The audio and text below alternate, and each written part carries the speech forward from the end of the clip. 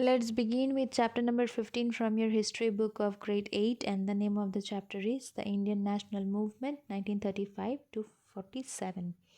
So this is the last phase of the freedom struggle, and during this time we will find that the Second World War started in 1939 and ended in 1945.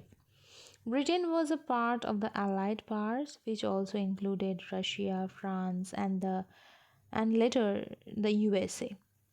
Okay, they were fighting against the Axis powers. The Axis powers were Germany, Italy, and Japan. So Japan joined the Second World War against Britain in 1942. The British, you can say, desperately needed the active cooperation of the Indians to check the Japanese advance against the British Empire in India. So it sent the Cripps mission to India to resolve the political deadlocks.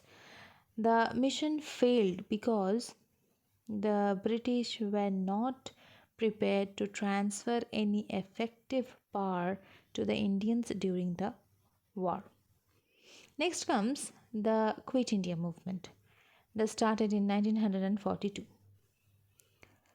You can say the menacing presence of the Japanese army on the eastern borders of India posed a serious threat to India's security.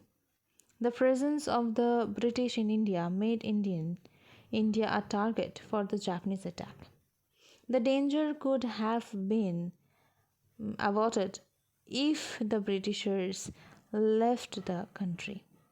Addressing the Congress delegates on the night of 8th October 1942, Gandhiji declared, I therefore want freedom immediately, this very night, before dawn, if it can be had.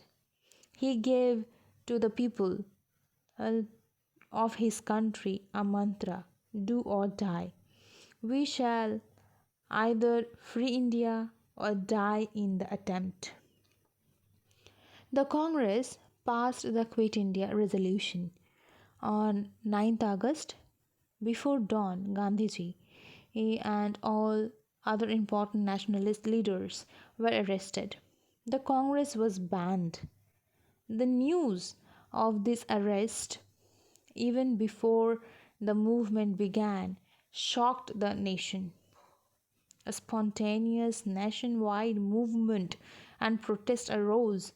There were demonstrations and hartals and processions, leaderless and without any guidelines. The Quit India movement took different shapes in different parts of the country. The government came down heavily on the people.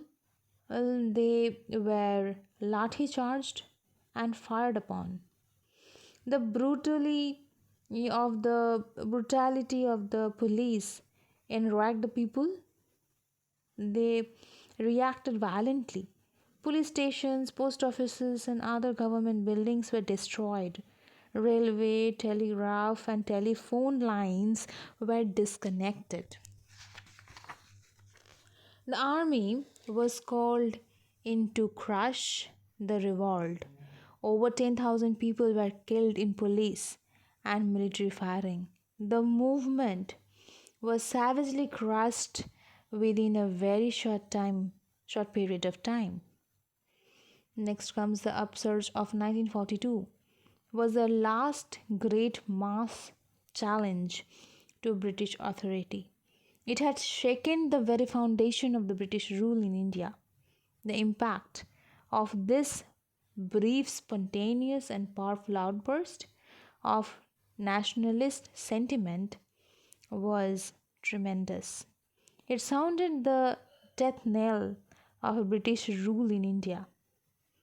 The British realized their days were numbered. Independence was now a matter of time. It demonstrated the great capacity of the mass to suffer and die for the cause of freedom. Thank you.